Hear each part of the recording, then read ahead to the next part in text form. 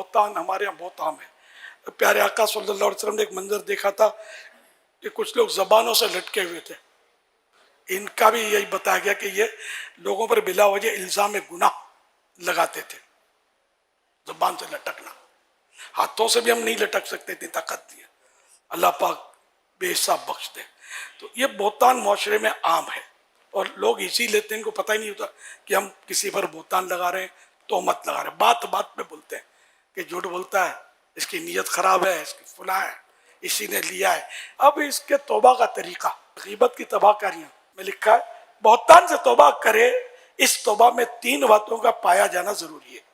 Number 1، آئندہ بہتان کو ترک کرنے کا پکا ارادہ کرنا. نمبر 2، جس کا حق ضائع کیا ممکن ہو تو اسے معافی چاہنا. مثلا صاحب حق زندہ اور موجود ہے، نیز معافی مانگنے سے کوئی جھگڑا یا عداوت پیدا نہیں ہوگی. نمبر 3، جن لوگوں کے سامنے بہتان لگایا ان کے سامنے اپنے جھوٹ یعنی بہتان کا اقرار کرنا، یعنی یہ کہنا کہ جو میں نے بہتان لگایا تھا اس کی کوئی حقیقت نہیں. یہ بڑا مطلب ہیوی ہے اور یہ ڈالی گئی ہے یہ شق، تو تاکہ بہتان سے بندہ اس سے ہی لگتا ہے کہ ڈرے گا کہ لگاؤں گا تو مر گیا، بولوں گا کیسے، زبان کیسے کھلے گی کہ میں نے بولا یہ گپ مارتا ہے.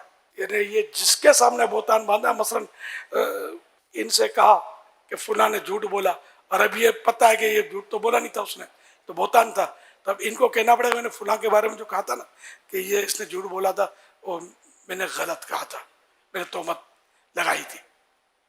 اب یہ کیسی زبان بھاری ہوگی. میں نے بیان میں تو بول دیا لیکن جب سر پہ آ کے پڑے تو ہمت بڑے بڑے کی نہ ہو.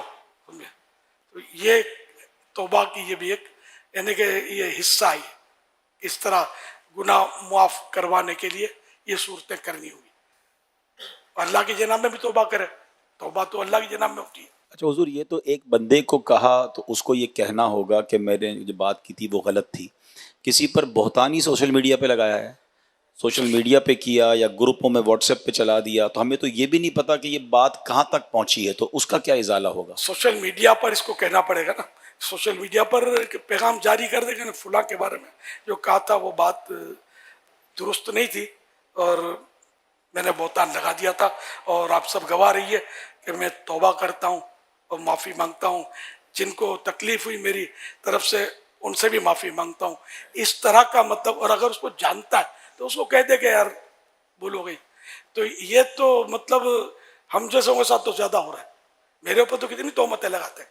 میں سوچتا ہوں کاش یار میرے سامنے آ کے بیٹھ جائے، یار چھوٹے باپ کا آ کے بیٹھ جائے تو میں اس کو سمجھا دوں گا یار تم کیا بول رہے ہو.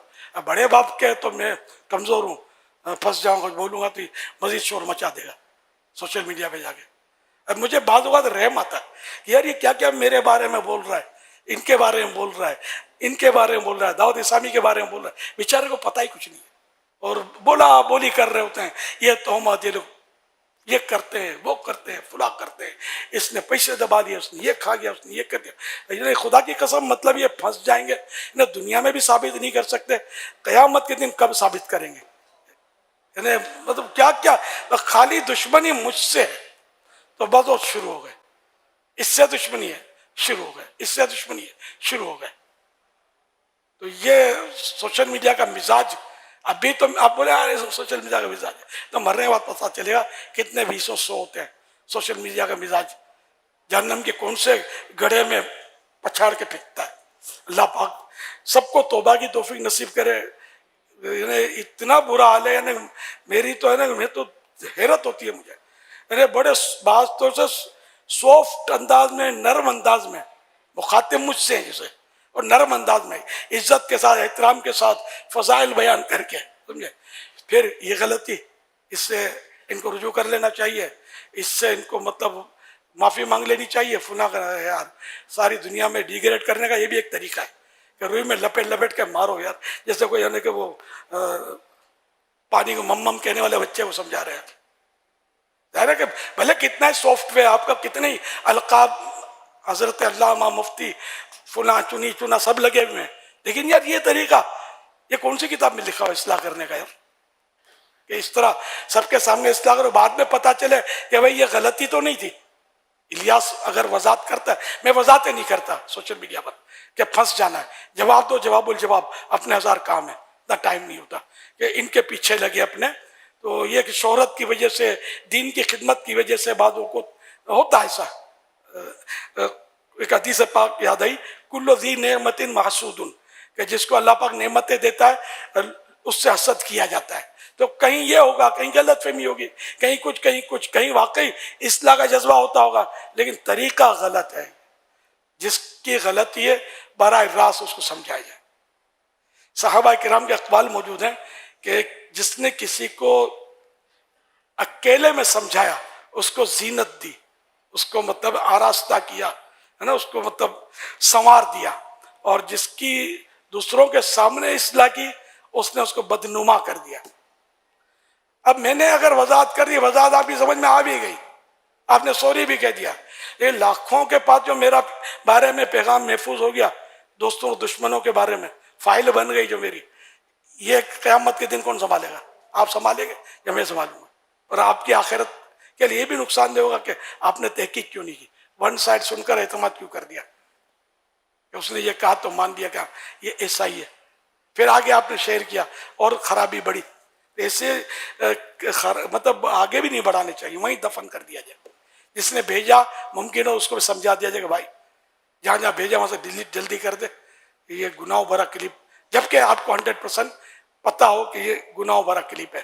اور گناہ بھرے کلپ بہت زیادہ چل رہے ہوتے ہیں سوشل میڈیا میں، تہمتیں، بدگمانیاں اور غیبتیں اور پتہ نہیں کیا کیا گناہوں کا اس میں بھرمار ہوتی ہے.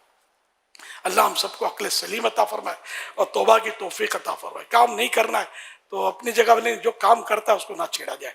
جو اللہ کے دین کی خدمت کرتا ہے، جو لوگوں کو نمازی بن رہا ہے، اگر بالفرض وہ 19-20 ہے بھی کوئی اور دوسروں کو نمازی بن رہا ہے اور عقیدہ اس کا درست ہے، ایمانیات میں جو خرابی، تب بھی ایک ذہن یہ بنتا ہے آدمی کا کہ یار چلو یار کام تو یہ اچھا کر رہا ہے. ایک مثال دے رہا ہوں، جبکہ ہم نے تو مطلب اللہ کا کرم ہے کہ ہمارے مبلغین اور یہ تقریباً مطلب یہ جو سوشل میڈیا پہ دیکھتا ہوں ان کے جوابات ہمارے پاس ہوتے ہیں، جو طرح طرح کی باتیں کر رہے ہوتے ہیں کہ یہ شریف بن کر، چھوٹے باپ کے بن کر بیٹھ جائیں گے، انشاءاللہ میں سمجھانے کے لیے تیار ہوں. یا آ جائیں کوئی ایسی صورت دکھا دے گا، مل کے بیٹھ جائیں جن کو غلط فہمیاں. لیکن اب جو دھمدھماٹی کر دی سوشل میڈیا پر، اس کی توبہ تو مجھ پر واجب نہیں ہے، انہی پر ہوگی. یہ وضاحتیں کرنی پڑیں گی. اگر میں نہ بھی کروں وضاحت، تبھی یک طرفہ سن کر کسی کے خلاف یہ بیانات داغ دینا حرام حرام حرام، جہنم لے جانے والا کام ہے. وہ قرآن کریم کی وہ آیت مبارکہ ہے، وہ اشاعت فاحشہ والی، ان الذين يحبون ان تشيع الفاحشة في الذين آمنوا لهم عذاب أليم في الدنيا والآخرة واللہ یعلم وانتم لا تعلمون. وہ لوگ کہ جو اس بات کو پسند کرتے ہیں کہ لوگوں میں فاحشہ پھیلائیں، اشاعت فاحشہ، برا چرچا کریں، ان کے لیے دنیا اور آخرت میں شدید دردناک عذاب ہے. اللہ پاک جانتا ہے اور تم نہیں جانتے. مزید اس پر آپ. جی ہاں، بس وہی کہ جو اس طرح کر رہے ہیں نا، جو بلا تحقیق، بلکہ تحقیق بھی ہو تب بھی سوشل میڈیا پر اچھالنا کیا ہے؟ آپ پر واجب ہے کیا کہ آپ سوشل میڈیا پر سب کو مطلب ہے کہ اس کو ڈیگریڈ کریں؟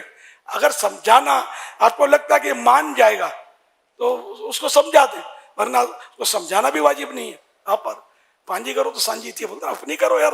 ایک انگلی اٹھاتے ہو، اس کو دیکھ، تو 3 انگلی آپ کو کہہ رہی ہیں اپنے کو دیکھ، تو کیسا ہے؟ تو خما کا پیچھے لگ جانا، یہ بہت سو کے پیچھے لگتے ہیں. اللہ پاک سب کو عقل سلیم عطا فرمائے اور آخرت کی فکر عطا فرمائے، وہ گناہوں سے بچنے کا ذہن نصیب کرے.